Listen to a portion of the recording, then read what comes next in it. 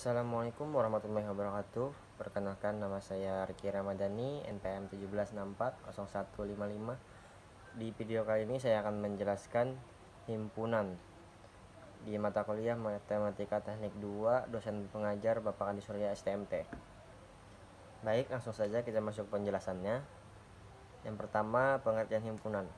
Himpunan adalah kumpulan objek yang memiliki sifat yang dapat didefinisikan dengan jelas, atau lebih jelasnya adalah segala koleksi benda-benda tertentu yang dianggap sebagai satu kesatuan. Walaupun hal ini merupakan ide yang sederhana, tidak salah jika himpunan merupakan salah satu konsep penting dan mendasar dalam matematika modern. Dan karenanya, studi mengenai struktur kemungkinan himpunan dan teori himpunan sangatlah berguna. Irisan dari dua himpunan yang dinyatakan dengan diagram Venn. Teori himpunan yang baru diciptakan pada akhir abad ke-19 sekarang merupakan bagian yang tersebar dalam pendidikan matematika yang mulai diperkenalkan bahkan sejak tingkat sekolah dasar. Teori ini merupakan bahasa untuk menjelaskan matematika modern. Teori himpunan dapat dianggap sebagai dasar membangun hampir semua aspek dari matematika dan merupakan sumber dari mana suara matematika diturunkan. Berikutnya, jenis-jenis himpunan. Yang pertama, himpunan bagian atau subset. Yang kedua, himpunan kosong atau null set. Yang ketiga, himpunan semesta. Yang keempat, himpunan sama atau equal. Yang kelima, himpunan lepas. Yang keenam, himpunan komplement atau complement set. Yang ketujuh, himpunan equivalent atau equal set. Selanjutnya, cara penulisan himpunan, yaitu ada 4 cara penulisan. Yang pertama, dengan menyebutkan semua anggotanya atau roster yang diletakkan di dalam sepasang tanda kurung kurawal dan di antara setiap anggotanya dipisahkan dengan tanda koma. Yang kedua, menyebut syarat anggota-anggotanya. Cara ini disebut juga cara deskripsi.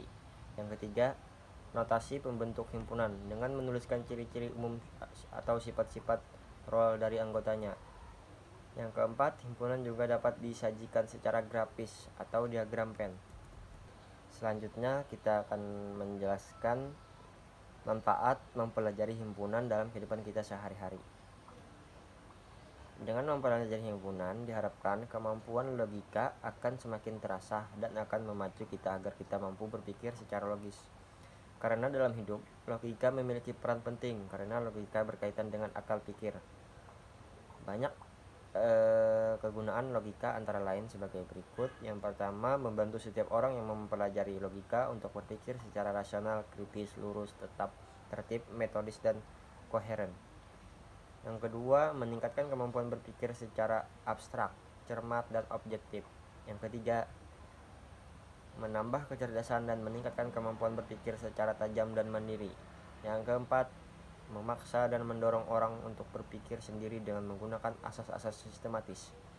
Yang kelima, meningkatkan cinta akan kebenaran dan menghindari kesalahan-kesalahan berpikir, kekeliruan serta kesesatan.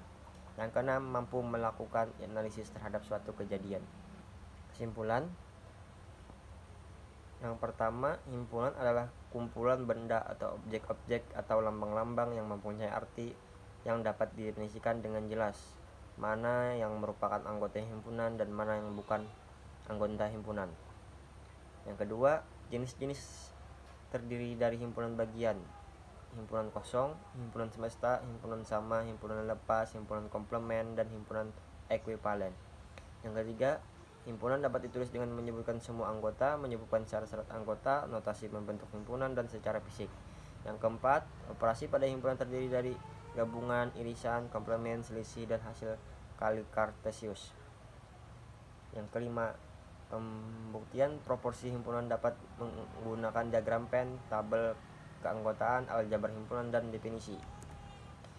Yang ketujuh, manfaat mempelajari himpunan adalah membantu setiap orang yang mempelajari logika untuk berpikir secara rasional, kritis, lurus, tetap, tertib, metodis, dan koheren, meningkatkan kemampuan berpikir secara abstrak, cermat, dan objektif, menambah kecerdasan dan meningkatkan kemampuan berpikir secara tajam dan mandiri, memaksa dan mendorong orang untuk berpikir sendiri dengan menggunakan asas-asas sistematis, meningkatkan cinta akan kebenaran dan menghindari kesalahan-kesalahan berpikir, kekeliruan serta kesesatan, mampu melakukan analisis terhadap suatu kejadian. Mungkin itu saja yang dapat saya sampaikan. Salah hilaf mohon maaf.